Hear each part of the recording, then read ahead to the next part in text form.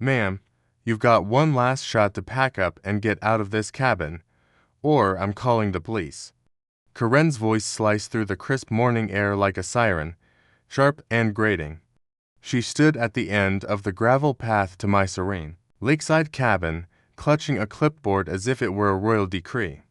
Her lips, pinched with fury, quivered as she jabbed a finger at a crumpled paper stamped with bold red letters. Violation. I didn't budge from my cozy porch chair, where I'd just settled with a steaming mug of black coffee, its warmth curling into the cool dawn. The lake sparkled under the rising sun, birds sang their gentle chorus, and my old hound Rusty snoozed contentedly at my feet. But this woman Karen P., HOA president, according to her name tag, had stormed into my quiet haven, barking orders, like she owned the universe. "I'm not going anywhere," I said, my voice steady as I met her glare. She huffed, cheeks flushing. "Then I'm dialing 911. You're trespassing on our land." I just watched her, a slow grin tugging at my lips. Oh, Karen didn't know. She had no clue that I owned this cabin, the lake shimmering behind it, the towering trees, and even the trails where she paraded her primped poodle. In fact, I owned the entire county. But I held my tongue, savoring the moment, curious to see how far she'd push this. Then, with a dramatic flourish, she yanked out her phone and dialed 911. I sipped my coffee, heart racing not from fear, but from the thrill of what was coming. This was about to get wild, as the operator answered and Karen bellowed, "Yes, I need officers at Lakeside Lot 42. There's a squatter refusing to leave." I caught the familiar rumble of tires crunching gravel behind the cabin. That sound meant Buck, my caretaker, was rolling up in his old green Ford. Karen hadn't noticed yet, but when she did, you won't believe what unfolded next. Let me rewind to the start, before the cops, before Karen's tirade, before I owned this county. It all began with a simple act of kindness, a moment that changed everything. Which city in the United States are you watching from? Drop a comment and share with us if you've had any run-ins with an HOA. We'll narrate your story on our channel. Of patience, and a whole lot of land ownership turned into a showdown that no one saw coming. But before we go on, tell me, where are you watching from? Drop it in the comments. I'd love to know if this kind of HOA drama happens in your area, too.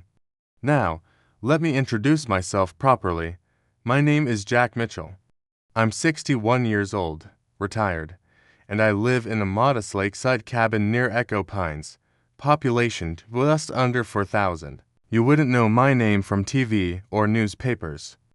But if you've ever lived in a small American town, you know someone like me. Quiet, keeps to himself, knows the history of every tree and trail.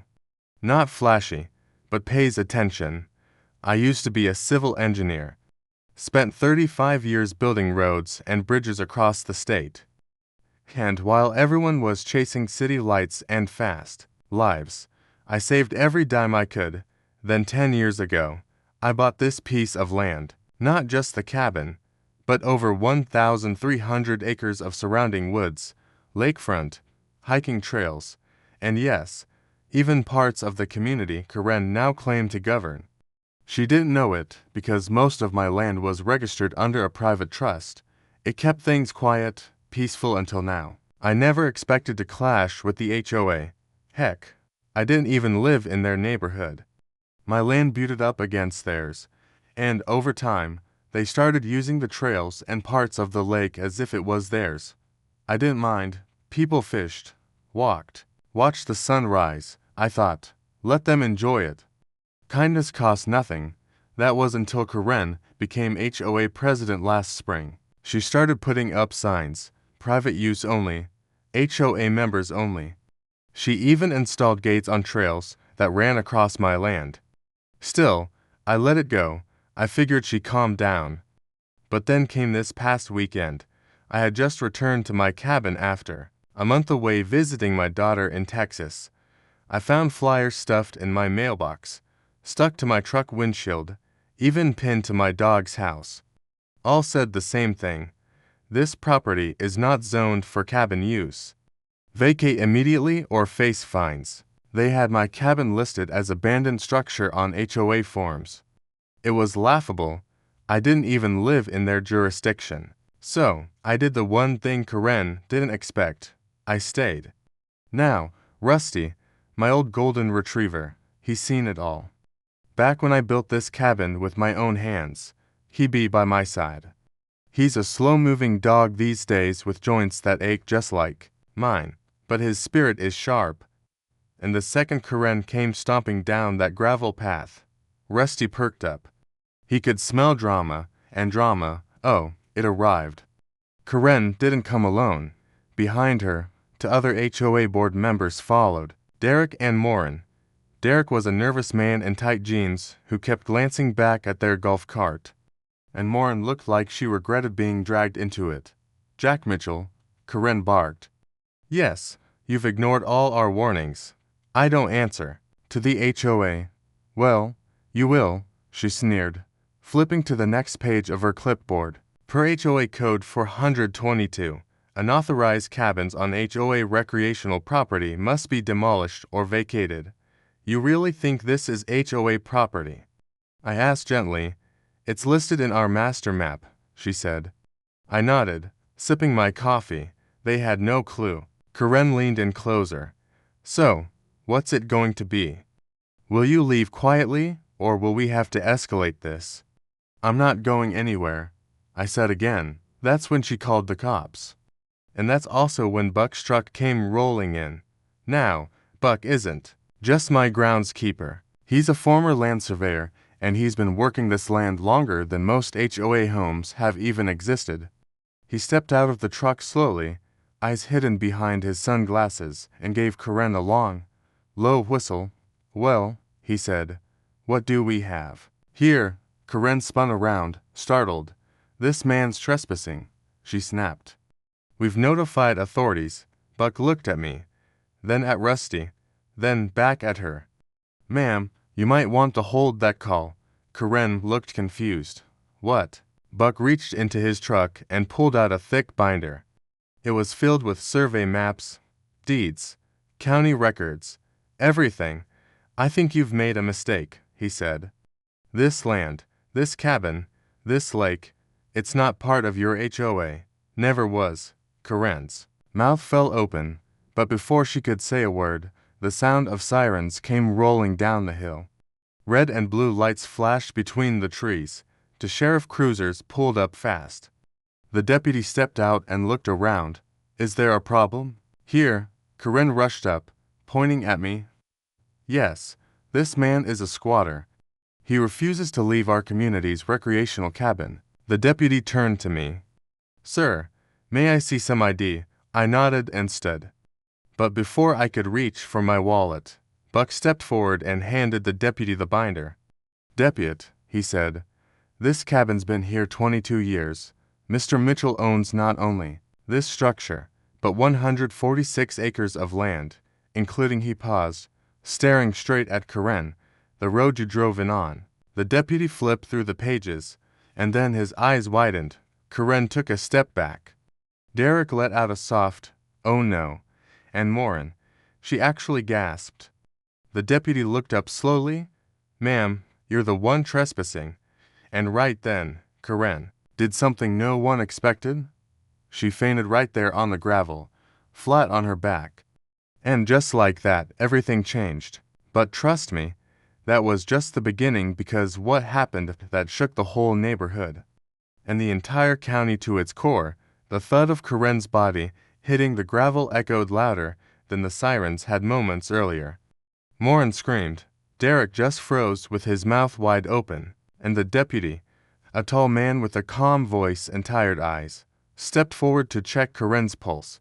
She was breathing, just passed out cold, probably from the realization that she had called 911 on the owner of the entire county road she had driven down to get here. Someone get her some water, the deputy muttered. Buck leaned back against his truck, arms folded, a quiet smirk playing on his face. Rusty wagged his tail like this was just another Tuesday. I crouched beside Karen and looked at her clipboard still clutched in her hand. The violation notice she tried to serve me was shaking slightly in her fingers, even unconscious. She's all right, the deputy said after a few seconds, glancing up at me. But I'll need to ask you a few questions, Mr. Mitchell. I nodded. Derek finally found his voice. Wait a minute, there has to be some mistake. That land is part of our HOA map. We have documents. Buck cut him off with a low chuckle. Son, your documents were made with crayons compared to this, he sawed, thumbing the binder. The deputy flipped through another page. This deed's official. Signed and stamped by the county clerk 22 years ago. Looks like this land was purchased under Mitchell Trust Holdings. Covers over 300 acres. He looked up. That includes this cabin, the lake, most of the road, even parts of the hill leading into your neighborhood. Derek blinked like a man just told gravity didn't apply to him anymore. But he stammered. Karen said the cabin was a safety hazard. She said it was part of the shared HOA recreational area. Wrong again, Buck muttered. Karen began to stir. Where am I? She mumbled, blinking up at the sky. You're still trespassing. Ma'am, the deputy replied, not unkindly. You passed out after we explained that this cabin and the land it sits on in part of your HOA. Karen sat up slowly, brushing gravel off her blouse. Her face turned 3 shades redder as her eyes met mine. You lied to us, she whispered. I didn't lie, I said, standing. You never asked. The deputy helped her to her feet and added, you also attempted to evict someone from land you don't own. That's not how the law works. Karen was shaking. Whether from embarrassment or anger, I couldn't tell. Probably both. Derek tried to salvage the moment. Mr. Mitchell, surely there's been some misunderstanding. We've been using the lake and trails for years. We just assumed it was part of the neighborhood amenities. I gave a long sigh. I never stopped people from using the lake. I figured let folks enjoy it. No fences, no signs, just peace. Karen straightened her shoulders. But then why not attend the HOA meetings? Why not register your lot properly like everyone else? Because I don't live in your HOA, but your driveway cuts through our road, she barked. I tilted my head. No, your road cuts through my land. That was the moment her knees almost gave out again. But let's rewind a bit. You need to understand how we got here. It all started last year when Karen took over the HOA board. Before her, we had a reasonable guy named Frank, old school, fair-minded. He and I had a good understanding. He knew parts of the neighborhood touched my property, but he never tried to enforce rules outside their boundary. Then Karen moved into one of the newer builds, big glass windows, artificial turf lawn, fancy gate with a gold lion handle, and immediately she started changing everything.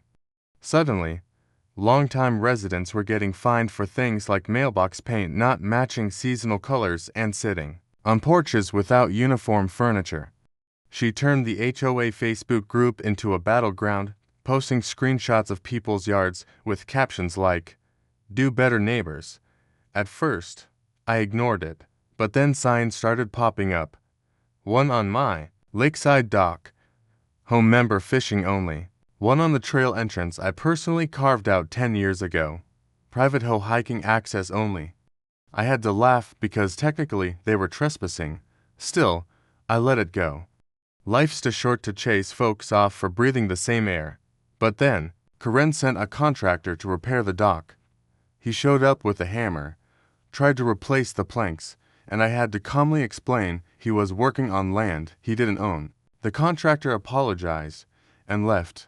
Karen, she doubled down, filed a formal complaint to the HOA board stating the unauthorized structure posed a danger to the community and violated visual harmony of HOA expectations. That's when I decided enough was enough. I started gathering the papers, survey maps, land records, deed copies, even drone photos of the property lines. Buck helped, so did my lawyer, who'd been quietly handling land affairs for years under the radar. I didn't want war. I wanted peace. But Karen wanted power. And power has a way of embarrassing itself when it forgets who's holding the land. Which brings us back to now. Karen dusted herself off and said with a forced smile, "Well, surely, we can come to an agreement. You mean like an apology?" I asked. Her smile tightened. Derek whispered something in her ear. She ignored him. "I think we should host a community meeting," she said aloud. "To clarify boundaries, we'll invite the HOA, and you, of course." I raised a brow. "You want me to attend a meeting I'm not even obligated to be part of, to clear the air?" she insisted. "You know, for harmony," Buck snorted, "harmony is only needed where there's chaos." "And you brought the chaos, lady." The deputy stepped forward. "Look, as of now, there's no crime committed, but, ma'am, I strongly suggest you and your board double-check your boundary lines before sending any more violation notices." Karen didn't reply. She turned red-faced and stomped back toward the golf cart. Derek followed, mumbling something about needing a drink. Morin lingered, looking at me. "I'm sorry about all this," she said quietly. "I didn't know. I really didn't." I gave her a nod. "It's okay. I just hope next time someone asks, before assuming." As the golf cart disappeared down the road, the deputy looked at me. "You really own the entire surrounding property?" 1,300 acres, Buck confirmed. His great-grandfather bought most of it back when this place was nothing but dirt roads and deer. The deputy gave a low whistle. "Well, sir, if you ever feel like selling, call me first." We laughed, but what none of us knew then was that Karen wasn't done. The next day, something strange happened. I was heading into town for groceries, and as I passed by the entrance of the Ecopines neighborhood, I saw a new sign going up. It read, "For sale, Lakeside Cabin Retreat. Contact HOA for viewing." They had put my cabin up for sale and I hadn't listed a thing. I slammed the brakes so hard Rusty tumbled forward in the passenger seat with a startled yelp. I couldn't believe what I was seeing. There it was, bold nailed to a fresh wooden post right at the community entrance. "For sale Lakeside Cabin Retreat. Contact HOA President for details." In small print underneath. "Private showing available to approved HOA buyers. Cash only." My blood boiled so fast I felt my ears go hot. The gall, the absolute madness. How could Karen list a cabin she didn't own? After all that had happened the day before, after fainting in front of a sheriff, after seeing the official deeds, I pulled over fast, snapped a photo of the sign with my phone, and dialed Buck.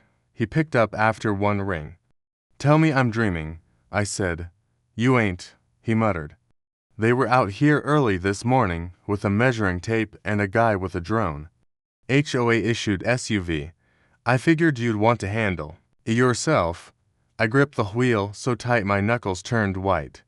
"I'll be back in 10. We're shutting this down." As I turned the truck around and sped toward the cabin, my thoughts ran wild. Was this some kind of sick retaliation? Did she really think she could sell my home out from under me? Rusty whed again, sensing the storm brewing inside me.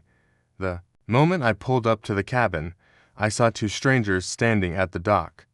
A man and woman holding hands pointing at the water like they were envisioning their retirement life here. The man wore cargo shorts and a realtor smile. The woman had a floral dress and a real estate pamphlet in her hand. I stepped out of the truck. "Can I help you?" I asked, trying to stay civil. The man turned all cheerful. "Yes, we're here for the showing. We saw the listing in the HOA newsletter. Gorgeous property. I must say you must be the caretaker." I didn't even blink. "Nope. I'm the owner." They both froze. The woman looked at her pamphlet again. "But it says right here, Lakeside Cabin Retreat, to bed, 1 bath, full lake access, HOA managed," Karen said. "It's urgent because it's a foreclosure situation," she said. "What?" she said. "The cabin owner vanished and stopped paying HOA fees." The man added, We're thinking of putting in a cash offer today if we like the interior. I took a deep breath and smiled. You might want to hold onto that offer. You're about to witness something much more interesting than a home tour.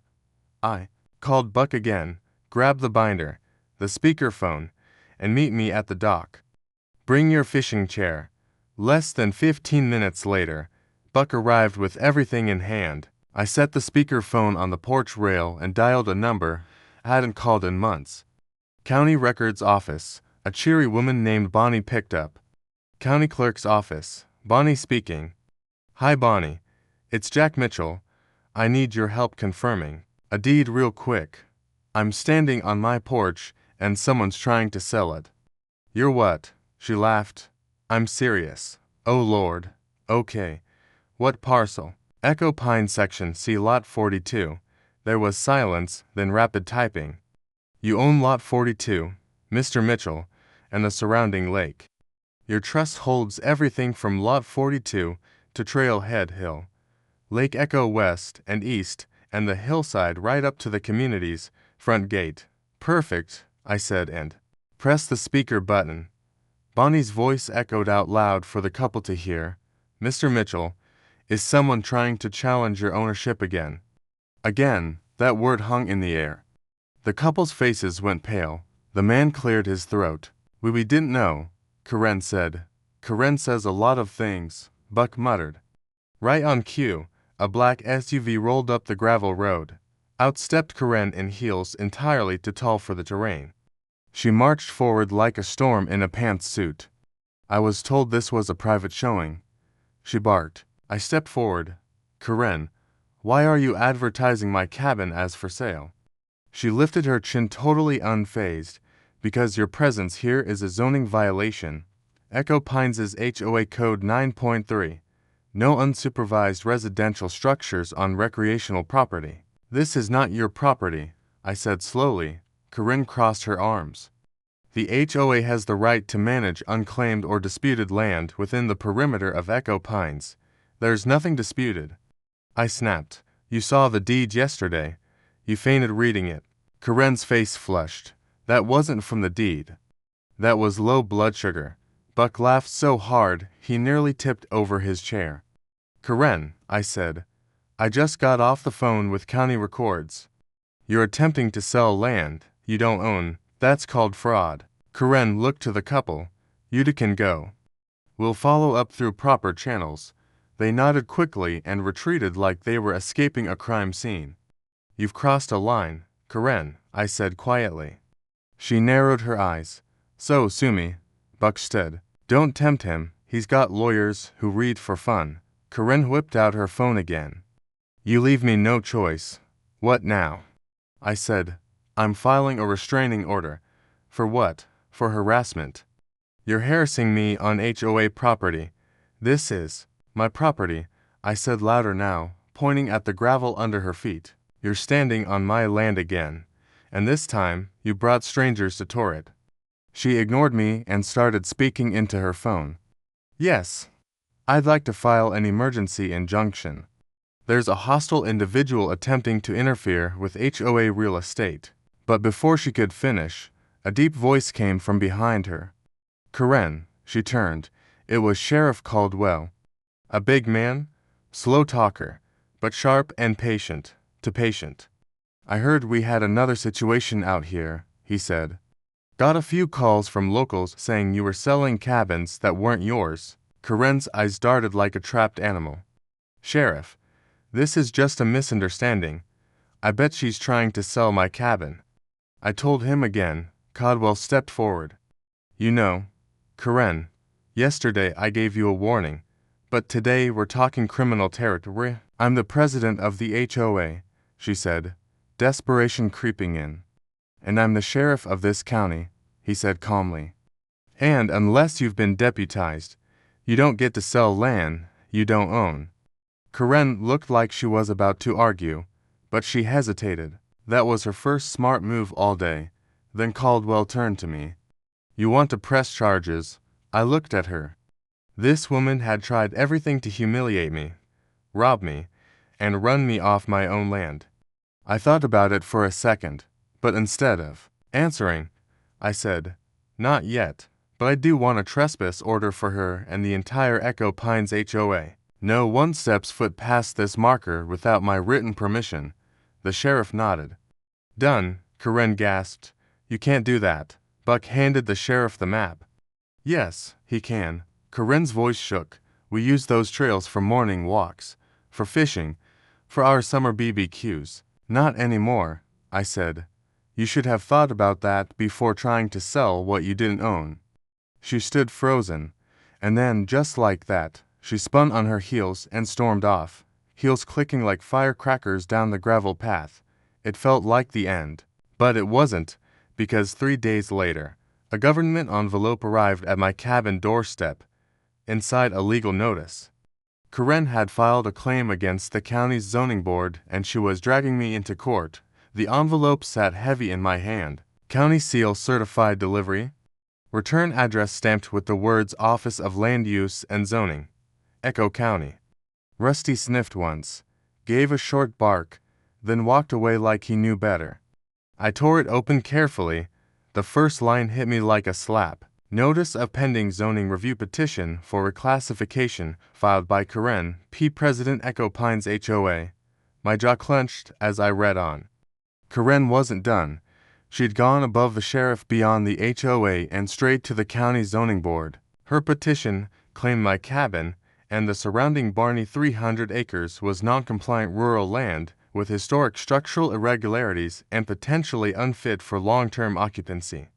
In short, she was trying to have the entire property reclassified as protected conservation land, which would prevent me, the actual owner, from using, expanding, or leasing any part of it. She even threw in a handwritten note attached to the back.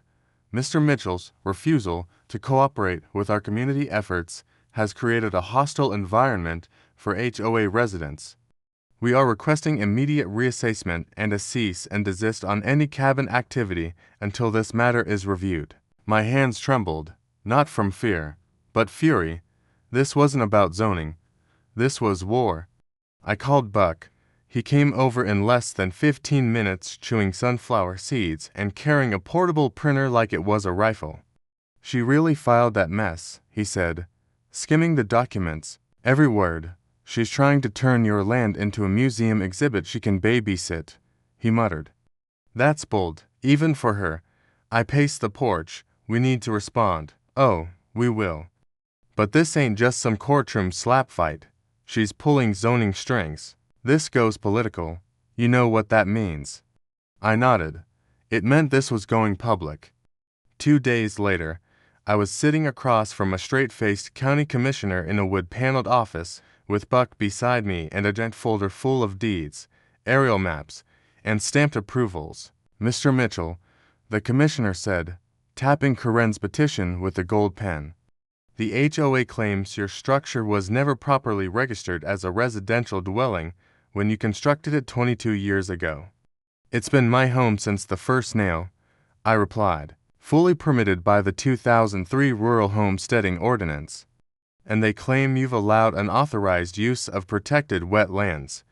"Those trails they're talking about," Buck said, flipping to a map, "built by hand with drainage clearance with documented environmental sign-off, 2012. See the seal?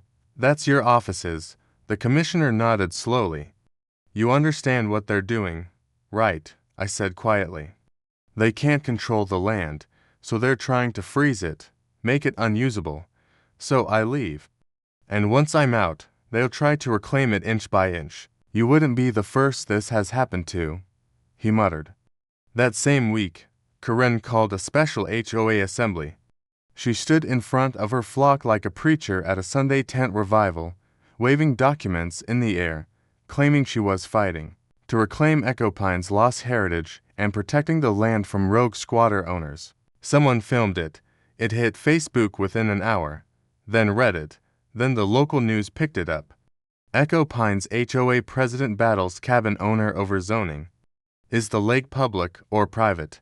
And suddenly people started showing up at my gate. Reporters, hikers, curious neighbors. One guy came just to fish and said, "This your lake?" I just wanted to cast a line where all the drama is. It would have been funny if I wasn't facing a zoning hearing that could tie up my land for years. Buck and I hunkered down. He printed every receipt we had, old letters from the previous county clerk, permits, time-stamped photographs, even a photo of me holding the original purchase contract in front of the cabin. Rusty's still a puppy back then. But then something unexpected happened. People started siding with me. At first, it was the old-timers, men and women who remembered when the lake wasn't even on the map.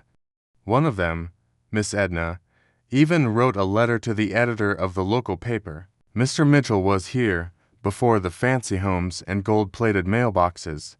We used to picnic on his land before there were even paths. The only thing he's guilty of is letting folks enjoy what's his. Then came the hikers, the campers, the scouts who used the trail for their annual summer retreat. A flood of testimonies and letters poured in, vouching for my cabin's upkeep, the land's accessibility, and most importantly, my generosity. Karen, on the other hand, was getting roasted online. Someone posted screenshots of the fake listing she'd made, highlighting the casually demand and calling it peak HOA Karen behavior. A meme popped up of her holding a for sale sign over a cardboard box labeled Jack's Cabin. It went viral overnight, but Karen wasn't backing down. The zoning board set a date, a formal hearing. 2 weeks from then, I was allowed to speak. Karen would present her argument, too. Both sides could bring counsel, witnesses, and evidence. I hired my lawyer, Janice Halt. She used to work with Land Trust and had the coldest stare you've ever seen in court. People called her the ice pick, Buck called her our nuke. 2 nights before the hearing, something strange happened. I was out on the porch sipping tea under a full moon when I heard movement by the water. Rusty growled. I stood, grabbed a flashlight, and walked slowly toward the dock. There, kneeling by the edge of the lake, was a woman. She had long gray hair, a blue flannel, and was holding something in her hands. When I got closer, I realized it was a bundle of candles. She turned. It was Morin. Didn't mean to scare you, she whispered. Morin, what are you doing out here? She looked up at me, then back at the water. I used to come here with my husband before he passed, she said. This place, it kept him going during chemo. He'd fish for hours while I read on the dock. We always felt safe here. My chest tightened. I never knew, I said. Karen doesn't speak for all of us, she continued. Some of us, we've been afraid to push back. She can be cruel. When she's cornered, I crouched beside her. You think she's scared now? Morin gave a sad smile. I think she's more desperate than ever. She stood and reached into her coat pocket, pulling out a folded envelope. What's this? I asked. Something you might want to read before the hearing. Came through HOA email last month. She deleted it from the logs, but I printed it just in case. I took it confused. Morin patted my shoulder gently. Win this, Jack. Not just for you. For the rest of us, too. Then she disappeared into the trees. When I got back inside, I opened the envelope. Inside was a printed email from Karen. Subject line, if we can't control it, we freeze it. The message was short, start filing for zoning review. Once we lock the land as conservation use, he'll lose the cabin. Then we sell the lakefront separately to fund the new community center. Nobody will miss one old man. I sat down slowly, hands shaking. This was proof of intent, not a misunderstanding, not a policy error, but a calculated plan to steal my land and resell it. And now I had it in writing. The hearing was in 48 hours, and I was more ready than ever. The hearing room smelled like old paper, bad coffee, and government air conditioning. Rows of metal chairs lined the floor, already half filled with curious townsfolk, HOA members, reporters, and a few folks I didn't recognize. Some were whispering, some scrolling their phones, but everyone was waiting for me and Karen to step forward and start what the local news had already dubbed the battle for Echo Lake. I adjusted my tie in the mirror before heading to the front. Buck, standing nearby in a collared shirt for the first time in 15 years, leaned in and whispered, "You ready, General?" I gave a dry chuckle, as I'll ever be. Janice Hall, my lawyer, calm, sharp-eyed, dressed in all black, walked just ahead of me with her briefcase. She didn't speak much unless necessary, but her presence alone quieted the room. People made space when she passed. She didn't need to bark, she owned silence. Karen, on the other hand, made her entrance with a full entourage. She wore a white blazer, a red scarf, and heels that clicked so sharply on the floor it sounded like gunshots. Derek and other HOA board members trailed behind her. Faces tight and professional, she scanned the crowd like a queen, checking her subjects, and when her eyes met mine, she gave a tiny smirk, like she thought this was already in the bag. I nodded once because I knew something she didn't. The email, the printed proof of her real plan. She had no idea I had it in my folder, ready to lay bare. The commissioner called the hearing to order. We were seated across from each other at 2 separate tables. The county clerk sat up front, next to 3 zoning officials with name tags and poker faces. Karen went first. She stood tall, voice crisp, and launched into a presentation filled with charts, maps, and buzzwords like community harmony, environmental threat, and civic preservation. She brought up photos of the cabin taken from weird angles to make it look abandoned or unsafe. She claimed the structure was increasingly unstable, that trailgoers had expressed concern, and that my presence was limiting HOA access to recreational land. She even called up a landscaper who said, "My dock was an eyesore." The crowd murmured. Janice didn't flinch. When it was our turn, she calmly stood, opened our binder, and began her rebuttal with a single sentence. "We can't Roshoni. What was never yours." She laid out the deed, the aerial maps, the environmental permits signed by this same office over a decade ago. She then showed evidence of the forged listing Karen had made to sell my cabin, including screenshots of the ad with her phone number and the cash-only notice that got gasps from the crowd. Then Janice hit them with the final blow. She pulled out Morin's envelope and handed the printed email to the board. "Here is a copy of an internal HOA communication deleted from official logs in which the HOA president clearly states her intent to mislead the county into freezing Mr. Mitchell's land in order to sell it without his consent." She let the words sit. Dead silence.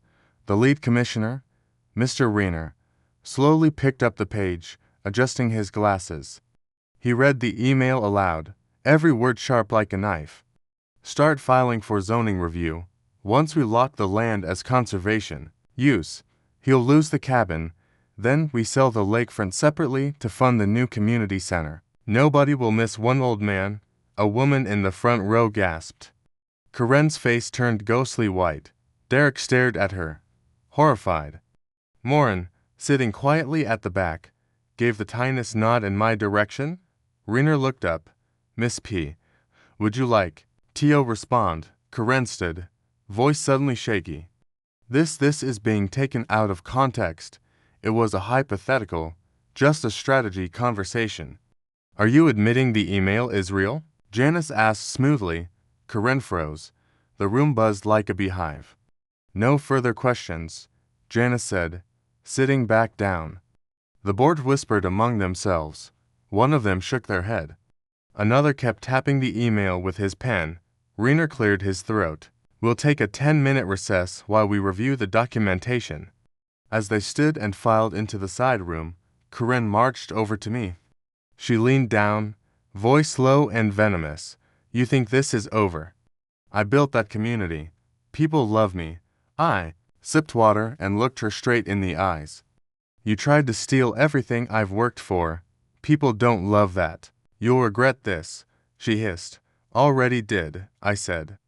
"But not anymore." She stormed off. Buck muttered, "Somebody better call an Uber for her pride." When the board returned, Reiner addressed the room. After reviewing the documents, testimony, and additional correspondence, We find no zoning violation or land misuse on the part of Mr. Mitchell.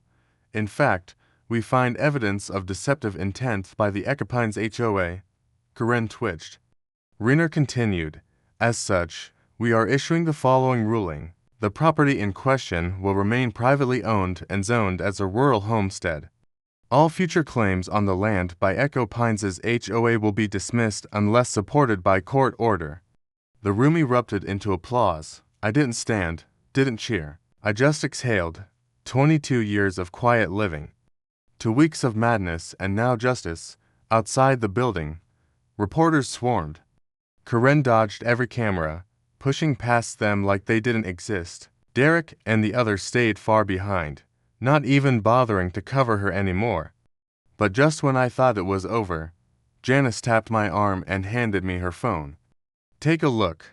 I squinted at the screen. A headline from a property development blog. Ecopines HOA under audit after cabin scandal. Anonymous tip sparks investigation into years of financial abuse. They're pulling her entire history, Janice said. And from what I hear, the audit team's already inside HOA headquarters. Buck gave a low whistle. Well, I'd say the lake just got real quiet. But he was wrong because later that evening, just as I was settling into my rocking chair with Rusty curled at my feet, a black SUV pulled into the tree line again. It wasn't Karen, it was someone new, someone with a camera crew and a contract. Mr. Mitchell, the man called. I'm with Meadowland Really Productions. We're filming a new docu-series called HOA Hell. We'd like to feature your story. I stood up slowly. Rusty barked once. The man smiled. And sir, if you're interested, your land might just be the perfect place for a scenic TV series about rural justice and peaceful living. My eyes narrowed. Are you saying you want to film on my land? He grinned. If you're willing to lease it. I paused, then smiled, because it turns out when you stand your ground against the wrong people, the right people start showing up. Rusty barked again, twice this time, low and unsure, as the camera crew began unloading cases and tripods from the van like they'd done it 1,000 times.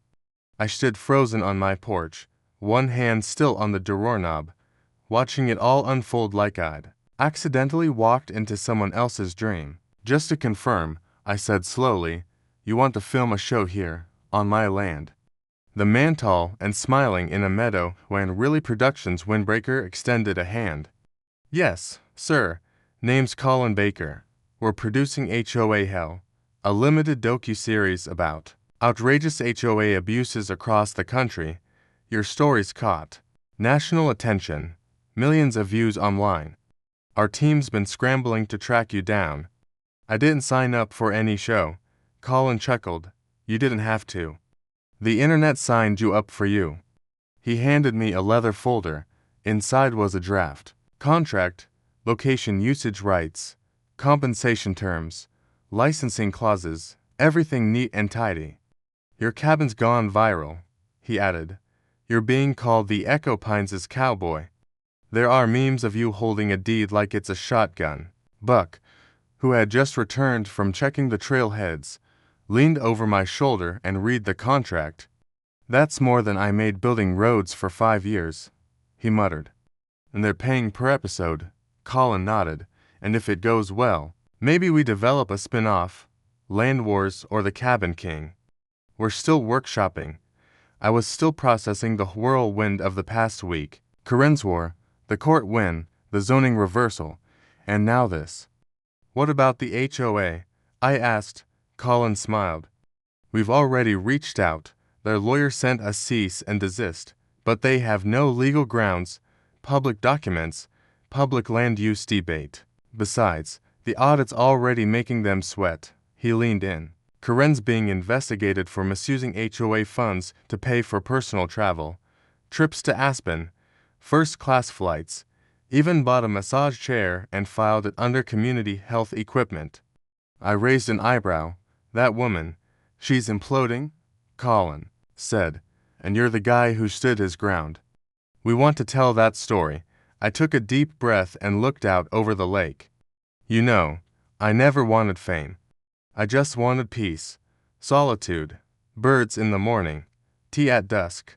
But if telling my story could help others, other quiet folks being bullied by people like Karen, then maybe this chaos had a purpose. I nodded slowly. One condition. Colin perked up. Name it. I want the pilot episode titled "You Called the Cops on Me." But I own the county road you drove in on. He laughed and snapped his fingers at his assistant. Done. That night, the crew set up in the trees using battery-powered lights and drone cameras to film establishing shots.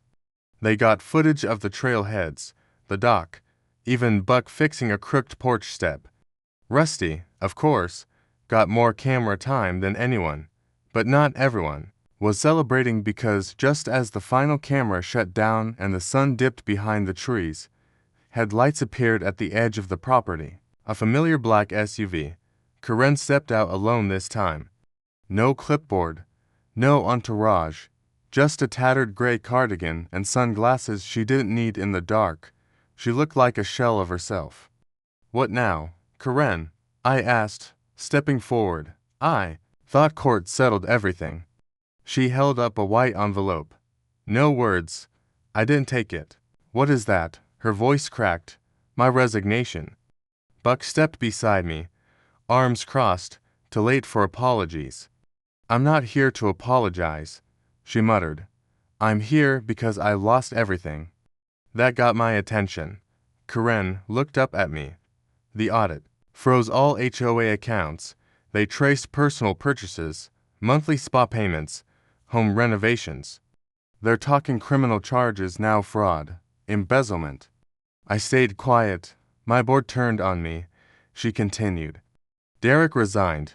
Morin took over as interim president. She's already canceled my gate code and had a security guard escort me out of the clubhouse. Buck snorted. Poetic. Karen looked at me again, eyes red-rimmed. I came here to say, you win. I shook my head. This was never about winning. Well, you got the cameras, the news, the sympathy. I got lawyers, subpoenas, and a future that looks like concrete walls and county-issued jumpsuits. We stood in silence for a while. Then she turned to leave, but paused. I was wrong, she said, voice barely above a whisper. You were kind. You let people walk these trails, fish this lake. You didn't have to, but I tried to turn generosity into control. She left without another word. I didn't stop her. The next morning, I woke to find the news buzzing again. The headline, HOA Karen resigns after landowner exposes fraud. Echo Pines elects new board. The photo underneath. Me in my rocking chair, coffee in one hand, Rusty in my lap. Colin called that afternoon. The episode's trending. You're a sensation, Jack. Networks are asking for more. I asked him to wait. I needed to think, so I walked down to the lake, let Rusty splash in the water, and sat on the dock. That's when Morin appeared. She walked slow, careful. May I? She asked. I nodded. She sat beside me. I just wanted to thank you, she said, for not walking away, for staying kind even when we didn't deserve it. Thank you for speaking up, I replied. She smiled. The board voted this morning. We're giving back all trail access to you formally. Echo. Pines will treat it as a privilege, not a right. You set boundaries, we follow. That meant more to me than the headlines ever could. As the sun set and the lake shimmered gold, I thought back to that day Karen first stormed up my porch with her clipboard. How far we'd come since then. And just when I thought peace had returned, Buck came running down the hill, phone in hand. You're not going to believe this, he called out. What now? He held up the screen, another letter. This one from a national real estate firm. We'd like to purchase your entire property for development of luxury lake villas. Offer $12.4 million. Please advise. I blinked, then laughed so hard I nearly fell in the lake, because after all the drama, the fighting, the trespassing, and the zoning war, now they wanted to buy the land they tried to steal. But they forgot something important. I wasn't just defending a piece of land. I was defending peace, and peace ain't for sale. I stared at the offer on Buck's phone until my eyes dried out. $12.4 million. That number sat on the screen like it came from a different world. Luxury lake villas, they said. A master-planned community, lakefront retail, and a modern wellness lodge. They even attached mock-ups, glass towers replacing pine trees, boardwalks, where deer used to tiptoe at dawn. Buck whistled. That's more money than this town's entire annual budget. Rusty let out a low growl beside me, like even he knew something wasn't right. I exhaled slow. They want to wipe out everything? Yep. And turn this lake into a spa resort. Yep. Did they not see what just happened to the last group who tried messing with this land? Buck grinned. Yes, they missed that part of the docu-series. I looked back. At the cabin, the porch light was flickering and the screen door still squeaked when it opened. The dock was a little warped and the trails could use some gravel. But it was home. My peace, my history, my little kingdom that didn't need polish or profits. I handed the phone back. Tell them no thanks, Buck nodded. Knew you'd say that. Later, that afternoon, Morin stopped by again, this time with a basket of blueberry muffins and the final paperwork. We've officially updated the HOA charter, she said, smiling. Your land, your rules, no member, board, or officer will ever claim ownership, oversight, or access without written permission. She handed me a copy signed by the new board. I took a long look at her. Feels like this place is finally healing. More inside, people were scared of her. Jack, even me. But you stood up and now folks are remembering what it means to live in a community, not be ruled by one. We sat under the shade of the front porch, sipping tea, while Rusty dozed in his spot. You ever think about moving? She asked softly. Now that all this is over. Every once in a while, I said. But then the wind carries the scent of pine needles across the lake, or I hear the frogs at night. And I remember why I built this place in the first place. She nodded. I didn't need concrete towers or million-dollar offers. I just needed space to breathe. That evening, the film crew returned for a wrap-up interview. Colin stood in front of the camera, mic clipped to his collar. We're rolling in 3, 2, 1. He looked at me. Jack, after all this, what's your message to people out there fighting similar battles? I thought for a moment, then spoke slow. Don't ever let loud people rewrite your truth. If you own something, land, peace, dignity, guard it like your life depends on it. Because the moment you give in to bullies like Karen, they won't stop at your fence. They'll try to own your soul. Colin blinked. That's powerful. I smiled. Good. Because it's true. That final episode aired a week later. Over 6 million views in 2 days. Thousands of comments from people all over the country. Some fighting their own HOA battles. Others just cheering on the old man with a cabin who said no when it counted. People sent letters, emails, even care packages. One woman mailed me a hand-carved sign that read, "The man who owned the county." I hung it on the cabin wall above the fireplace. But just when I thought life was quiet again, 3 weeks later, I received a formal invitation in the mail, cream-colored paper, gold trim. You are cordially invited to the Echo County Property Owners Gala honoring distinguished land stewardship. And scribbled at the bottom, keynote speaker, Jack Mitchell. I nearly dropped my tea. I'm giving speeches now, I muttered. Buck laughed until he cried. Rusty wagged his tail like he approved. But the wildest part came next. At the gala, dressed in a borrowed suit and surrounded by people with names I'd only read on mailboxes, I was handed a glass plaque, Lifetime Guardian of Echo County. Then the county commissioner stepped forward. We are pleased to announce that the trail surrounding Lake Echo will officially be renamed the Jack Mitchell Trail in honor of the man who reminded us what ownership really means. The crowd clapped, cameras flashed, and just when the applause faded, someone in the back called out, "Where's Karen now?" A ripple of laughter moved through the crowd. The truth, Karen had moved out of Echo Pines entirely. Word had it she'd taken up residence in another HOA across the state. But the internet never forgets. Her face burned into memes, headlines, and that infamous email followed her wherever she went. Poetic justice, maybe, but I didn't celebrate her fall. I just celebrated my peace, because in the end, I didn't win through shouting, threats, or dirty tactics. I won by staying, by planting my feet deep in the soil of truth, and by remembering that sometimes the best revenge is a life well lived. Now, every morning I wake up to the sound of birds at the window. Rusty stretches by the fire, and I sip my tea in the chair where this all began. Karen called 911 on me for refusing to leave. She didn't know I owned the whole county, but now everybody does.